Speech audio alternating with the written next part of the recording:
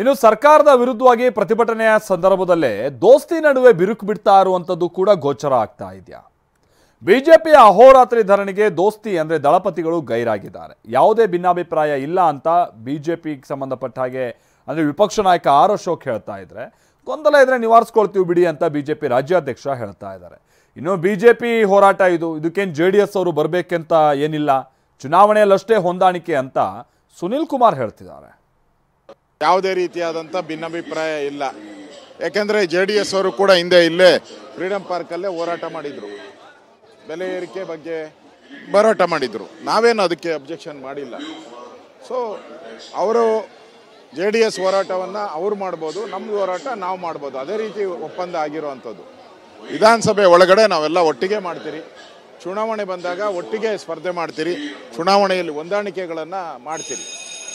ಆ ದೃಷ್ಟಿಯಿಂದ ಈ ಹೋರಾಟಕ್ಕೆ ಅವರು ಬೇಸರ ವ್ಯಕ್ತ ಮಾಡಿರುವಂಥದ್ದು ಒಳ್ಳೆಯದಲ್ಲ.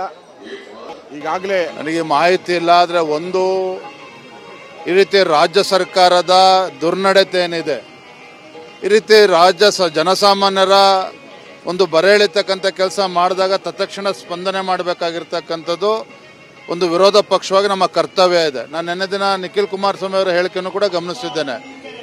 ನಾವು ಸಹ ಈ ಬೆಲೆ ಏರಿಕೆ ವಿರುದ್ಧ ಹೋರಾಟದ ಬಗ್ಗೆ ನಾವು ಚರ್ಚೆ ಮಾಡ್ತಾ ಇದ್ದೇವೆ, ಒಂದು ಕಾರ್ಯತಂತ್ರ ರೂಪಿಸ್ತಾ ಇದ್ದೇವೆ ಅಂತ ಮಾತನ್ನ ನಿಖಿಲ್ ಕುಮಾರಸ್ವಾಮಿ ಅವರು ಕೂಡ ಹೇಳಿದ್ದಾರೆ. ನಾವು ಇದು ಬಿಜೆಪಿಯ ಕಾರ್ಯಕ್ರಮ, JDS ಅವರು ಇದಕ್ಕೆ ಬರಬೇಕಾಗಿತ್ತು. ಸಮನ್ವಯದ ಕೊರತೆ ನನಗೇನು ಅನ್ಸೋದಿಲ್ಲ. ಯಾಕೆಂತಂದ್ರೆ ನಮ್ಮ ಪಾರ್ಟಿಯ ಎಲ್ಲ ಕಾರ್ಯಕ್ರಮಗಳಿಗೆ ಅವ್ರು ಬರಬೇಕು ಅನ್ನೋಂಥದ್ದು ಏನಿಲ್ಲ.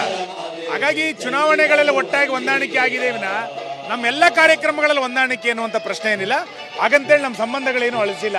ವಿಧಾನಸಭೆಯ ಒಳಗೆ ಎಲ್ಲ ವಿಷಯಗಳಲ್ಲೂ ಕೂಡ ಒಟ್ಟಾಗಿ ಪ್ರತಿಭಟನೆಗಳನ್ನು ಮಾಡಿದ್ದೇವೆ, ಹೋರಾಟಗಳನ್ನು ಮಾಡಿದ್ದೇವೆ. ಇದು ಬಿಜೆಪಿಯ ಜನಾಕ್ರೋಶವಾದಂಥ ಹೋರಾಟ. ಇನ್ನು NDA ಹೋರಾಟ ಏನಿರಬೇಕು ಅನ್ನೋದನ್ನ ಮುಂದಿನ ದಿನಗಳಲ್ಲಿ ಯೋಚನೆ ಮಾಡಿ ನಂತರ